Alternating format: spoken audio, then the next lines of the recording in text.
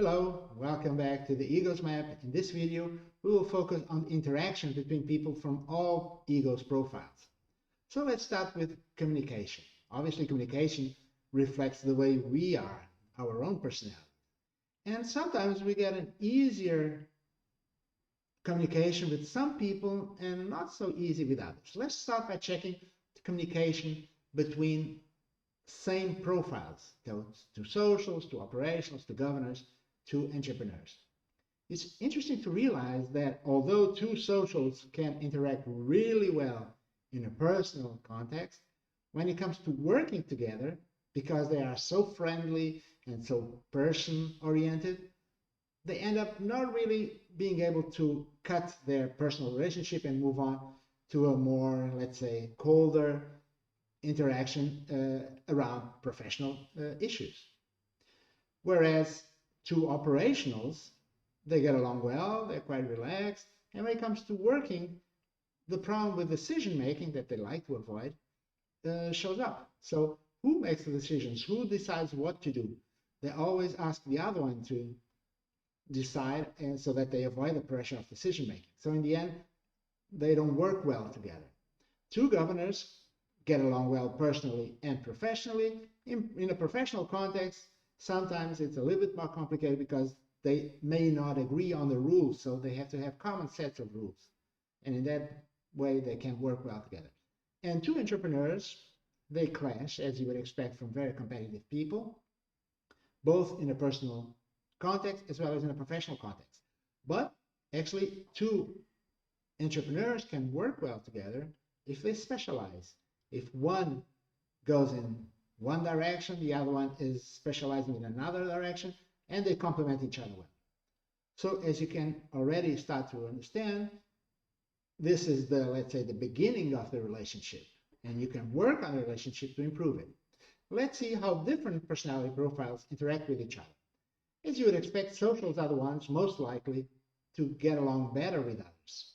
So socials on a personal context get along well with entrepreneurs, operationals, not so easily with governors because governors are more rule-oriented. But in a professional context, it's not easy for socials to work with entrepreneurs and governors because they don't pay enough attention to emotions. They are more cold, they are more objective-driven, and they end up making the social feel less appreciated. On the other hand, when socials interact with operationals, operationals are much more relaxed and they tend to accept the leadership of social. Now, what's also interesting about operationals is that they are quite malleable. So although they don't like to interact personally with entrepreneurs and governors, they end up working quite well with governors and entrepreneurs because they like the fact that the other ones decide and tell them what to do. So the last combination is between E's and G's, entrepreneurs and governors. And this combination is both on a personal as well as professional environment, the toughest one. They both want to achieve certain levels of performance or personal goals. They are both quite directive, they like to make decisions, but they clash in the way they think, in the way they proceed, so that the entrepreneur obviously prefers to proceed fast and make decisions that maybe need to be corrected later on because they were not the best, but learn with the mistakes and keep on improving, whereas governors prefer to analyze everything very carefully, check for all details, take a longer time to make decisions, and eventually plan things in a proper way. Now, this, as you would expect, leads to frequent clashes. Okay? Entrepreneurs think that the governors are boring, are troublesome, whereas governors tend to think that entrepreneurs are a bit crazy, they go too fast, and they don't really understand how to proceed. Now, if this is the, let's say, the starting point, how can they bridge? How can they become more flexible? You see, both people in an interaction need to be flexible to overcome potential interaction difficulties. If I adapt, if I change to try to bridge, to get closer to the other person, but the other person does not adapt to me, does not come in my direction, obviously we will not meet. And I will not accept to be the only one always adapting to the other one. So it's relevant for me to see that I need to cross half the bridge and hope that the other one, seeing me already on the bridge, will also take the initiative to come my way. And once that happens, and it typically happens, interaction, communication gets much easier. So how can I adapt to others? Well, it depends. It depends on you. It depends on them, obviously. So if you're an entrepreneur, here are the recommendations for you to interact better with another entrepreneur to avoid clashes, with a governor to get a little bit closer to a governor in terms of slowing down and being a little bit more analytical, don't take too many risks, adapting to an operational, put less pressure, for instance, and adapt to a social by being a little bit more friendly, give space for personal interaction before you start working. So these are interesting guidelines, if you're a governor, that you should pay attention to and learn to adapt. If you're a governor, of course, there are different guidelines. How should I adapt as a governor to an entrepreneur? Maybe I have to take a little bit more risk and to be less conservative in my approaches. And when I'm dealing with another governor, how should I proceed? And when I'm working with an operational, let's be less dominant, let's give some space for the operationals also to share their insights and be friendlier, obviously, with the social. And if I'm an operational and I have to deal with these personalities, how should I deal with an entrepreneur? Obviously, be a little bit more intense, share my own opinions, that's relevant, so that they realize, okay, I have something to say. And when I'm interacting with governors, don't let them become too overwhelming. Maybe I have to also plan better and get a little bit, more rational analysis into it.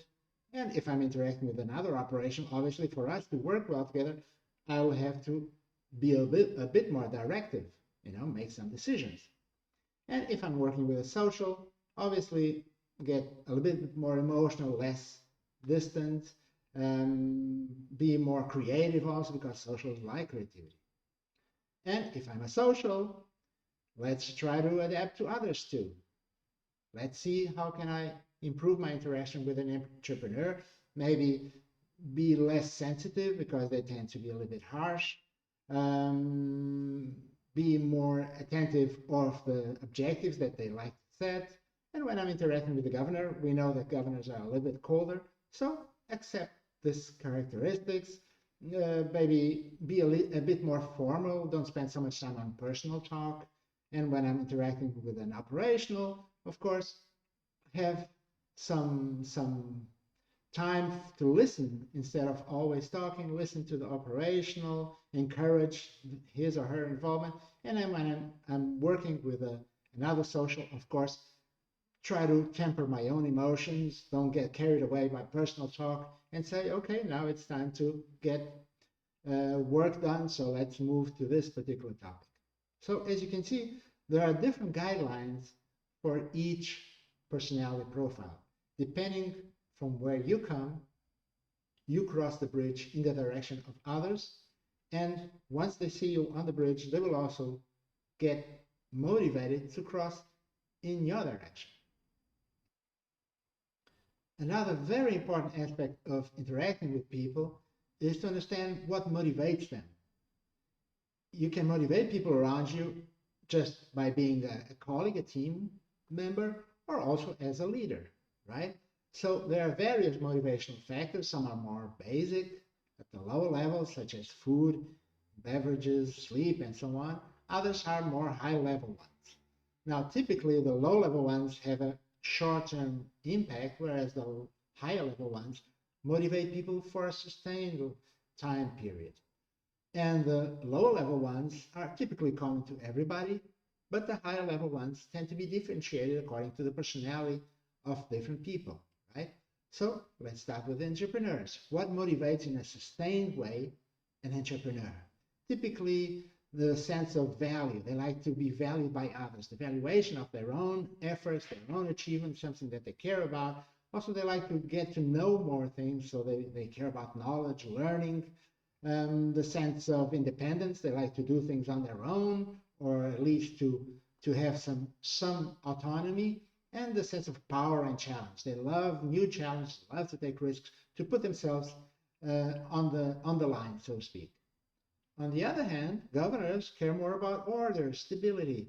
So you have to explain things carefully in detail so that they realize that, okay, this is what's expected from me. It's not a challenge, it's not risk. It's something that is quite clear. Also, you have to appeal to their sense of responsibility. These are responsible people, and they care about recognizing that others realize that they are so reliable people. They also care about honor and status. So where are they positioned on the company? Another profile is the operational one. And here the motivational factors are all outside of the company. So you have to motivate an operational by finding out what goes on in their lives outside of the company. So do they have families, children? Do they enjoy doing any kind of sports or physical activity? Do they go out for some, out to the beach to have some freedom? That's something that they care a lot about. They also typically have hobbies. In their leisure time, they do something like, toying around with a car, or building some furniture for the house. You should find out what is their hobbies. And once you realize what kind of things go on in their lives outside of the company, then you use those elements to actually motivate them to do something in the company, in a professional environment. And socials, as you would expect, are motivated by relationships, by their own sense of identity, that they are special, the recognition from others that they are nice people, emotions, strong emotions. So anything that you do to bring out emotions, like some outdoor events, is something that motivates them, obviously, quite strongly. Their sense of idealism, that the company should promote sustainable activities or be a good element in the environment, in the community. That's all kinds of motivators that socials really care about. When it comes to time management, it's also interesting to realize that although time is the same for everybody, and that the energy flux throughout the day is pretty similar, there's the first curve, which usually goes up the highest in the morning, around 11 o'clock, and then energy goes down, lunchtime, then it goes back up, and then at the end of the afternoon tends to go down again, dinner, and after dinner there's still a surge of energy. But each personality has different levels of energy throughout the day. Typically, entrepreneurs start the day very early. They like to do lots of things. They overwhelm themselves with lots of tasks that they would like to achieve. So they start early and they start very fast already. Okay? And they usually have a high level of energy throughout the whole day, above average. Governors also like to start early, but they tend to finish the day earlier. So they have, let's say, a regular pace throughout the day, start early, finish early, get a good night's sleep to come back with a proper energy. Okay? Operationals, on the other hand, have less energy than average at work because they have a lot of energy for their activities outside of work, for their families, their hobbies, and so on. And they tend to follow a little bit the curve, maybe a little bit later than others. And the socials are the ones who tend to start the latest. Socials are always night people, not early birds. So for a social, actually, the second curve after lunch is the highest because they tend to start slowly, maybe a little bit late, and then they start getting energy as they interact with people. And at the end of the day, after dinner, they can still work very well and interact with friends and family and still work hard until 2, 3 o'clock in the morning, and then sleep and wake up late again the next day. But that's how each person reflects their own personalities when it comes to time management. So when you're setting a meeting with everybody, if you set it too early, of course the E's and the G's will like it, but the socials will be completely upset by the fact that they had to wake up too early. And operations are also not very happy. If you set a meeting very late, governors will be tired and entrepreneurs will be very irritated because around 5 o'clock in the afternoon, entrepreneurs already lost a lot of their patience, so they get irritated by anything. So late meetings end up not being very productive for entrepreneurs and governors. So try to get a compromise between, let's say, 11 o'clock and 5 o'clock so that everybody is still in a good shape. Of course, sometimes that's not possible, but at least try to find some level of compromise. So keep in mind that a long-lasting relationship is based on a dynamic balance between everyone. Sometimes you may decide in a way that is best received by some personalities, but in that case, next time, try to balance it out and try to get other people from other personalities in line with their preferences, so that over time, everybody feels that their interests, their preferences is duly recognized and valued. Now, if you don't adapt to others, if you don't get a compromise, a good dynamic balance between your interests and somebody else's interests, then you and other people may become rigid and even develop stress-related physical and mental diseases. So each time somebody gets rigid, they go to the corners of the EGOS map. It is as if all the other parts go away. So for instance, if your personality is ES, then under stress, you may become rigid, lose flexibility, and go either into the E corner, pure E, or into the S corner, pure S. And if, for instance, you're an OG, then under loss of rigidity, you go into the O corner or the G corner. So you tend to stretch into the, let's say, the more extreme parts of your personality. And people around you notice that because they realize that you're not behaving normally. You're not being yourself. Maybe you don't realize that. You're just under the stress, under the impact of something, and you don't realize that you're no longer able to be flexible. But if you don't do something about it, if you don't return back to a more flexible position in interacting with others, then you may get into trouble. For instance, entrepreneurs usually are tense people. That's normal for them. But if they become rigid, they become more aggressive. And if things go on for too long, then they start developing a mild mental crisis and they become narcissistic. And under more stress, they may even develop an antisocial personality disorder. Whereas governors normally are people who fear something going wrong, and if they become rigid, they become very anxious, you know. Wow, my God, what's going on? I'm afraid of everything. And if things go on like that, they may even develop an obsessive compulsive personality disorder. So everything has to be in this way. And if things go really wrong, they may become more paranoid. So panic attacks. For an operational, it's normal to be calm, to be relaxed, but under rigidity, they become depressed. They just close in their shells and they don't interact much with others, they get depressed. And if things go on for too long, they may become avoidant and in the worst case, even schizotypal. So once again, let's avoid getting into such levels of rigidity. And socials, if they are normal, they're always hopeful things will get better. But if they become rigid, they become more dependent on others. It's like they need to be close to others. They cannot be alone. They need somebody to be nice to them. And if things go on like that for too long, then they may get histrionic, which is a mild mental disorder, and in the worst case, borderline personality disorder.